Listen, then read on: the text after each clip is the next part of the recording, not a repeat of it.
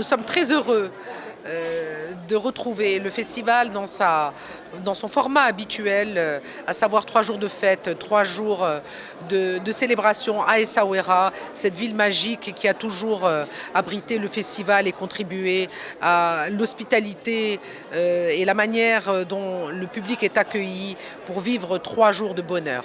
Cette programmation a été mûrement réfléchie depuis près d'une année.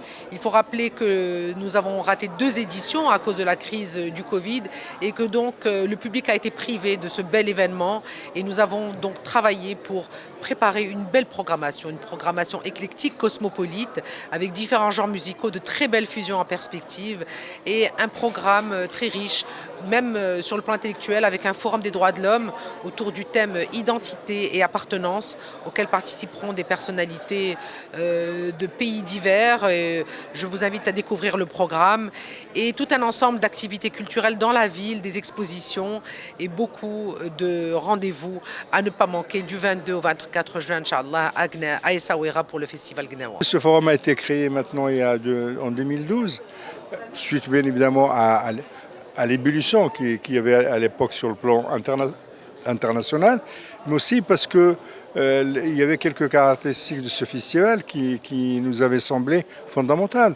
Ce festival traite du patrimoine, d'une partie du patrimoine marocain, la réhabilité, parce qu'il était méconnu, pas très connu, marginalisé, voire méprisé parfois, comme une sorte de manifestation un peu folklorique, marginale. Il l'a reconnu, il l'a réhabilité sur le plan national et international. Aujourd'hui, il est inscrit sur le patrimoine de l'UNESCO.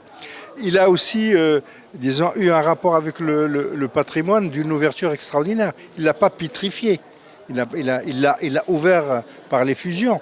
Et donc aujourd'hui, les plus grands musiciens du monde viennent et avec les Gnawi créent de nouvelles musiques, de nouvelles cultures. Une nouvelle culture d'une certaine manière. Et donc, à mon avis, cette approche est au cœur des droits de l'homme. Parce que les droits de l'homme, ce n'est pas simplement de la théorie, c'est de la pratique, c'est de la proximité avec les humains, c'est la réhabilitation de la dignité des créateurs. Et donc, c'est pour ça qu'on a créé ce festival qui est un moment de débat, de discussion, d'échange et en même temps de plaisir. La programmation cette année, elle propose vraiment des répertoires profonds comme les tambours du Burundi qui sont inscrits à l'UNESCO en tant que patrimoine immatériel de l'humanité, ainsi que les Gnawa.